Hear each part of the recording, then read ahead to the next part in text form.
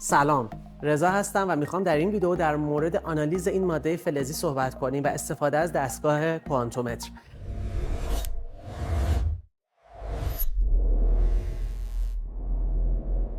وقتی یه قطعه فلز رو ما اومدیم با دستگاه کاتر برش دادیم، با دستگاه سنباده و پولیش سنباده زدیم، به یه سطح صافی رسیدیم، این قطعه باید برای تعیین استاندارد، تعیین گریدش که ببینیم از چه ماده‌ای ساخته شده، روش یه کار آنالیز متریال انجام بدیم. بعد آنالیز کنیم که چه عناصری با هم جمع شدن و این آلیاژ رو ساختن. دستگاهی که پشت سر منه دستگاه OES R420 این سایز، کاری که انجام میده دستگاه کوانتومتر بسیار دقیقه و دستگاه بسیار پیشرفته. این دستگاه میاد و نمودن رو روش قرار میدیم با استفاده از یک اسپارکی، یک جرقه‌ای که حالا به زیر قطعه میخوره. من اینجا بهتون نشون میدم.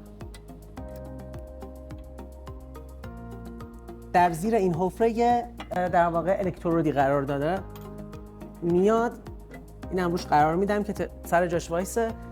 با استفاده از نرم افزار خود دستگاه و تنظیم پارامترها و انتخاب نوع ماده و متریالی که قراره آنالیز بشه، میایم میگیم که مثلا داریم روی فولاد کار میکنیم، داریم روی مثلا مس کار میکنیم. توی اون حالت قرار میدیم دستگاه رو، ستینگاشو انجام میدیم، پارامتراشو، و بعدش میاد با ایجاد یک جرقه، یک اسپارکی، باعث میشه که از لایه سطحی اون ماده یه سری مولکول ها جدا بشه به حالت گاز یا به حالت بخار، و اون در واقع مولکول هایی که با حالت گازی در اومدن توسط سنسورهایی که در داخل دستگاه وجود دارن آشکارسازی میشن، دیتکت میشن و میاد یک گزارش به ما میده که این گزارش دقیقاً نشون میده به ما.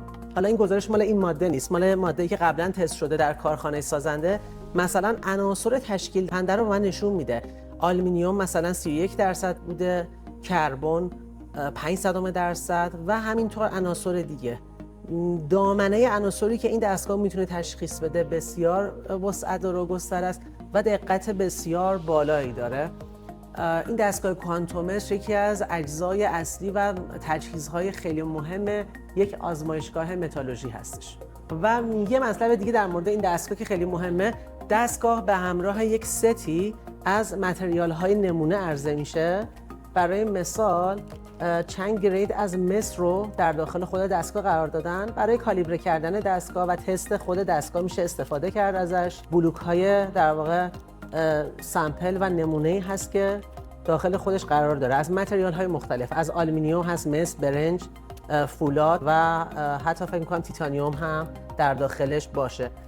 این دستگاه به همراه این بلوک‌ها عرضه میشه. البته این برند این سایز یه سری بلوک‌های تست خیلی دقیق‌تر و معتبرتر هم داره که به نام CRM اونها معروف هستن. متشکرم.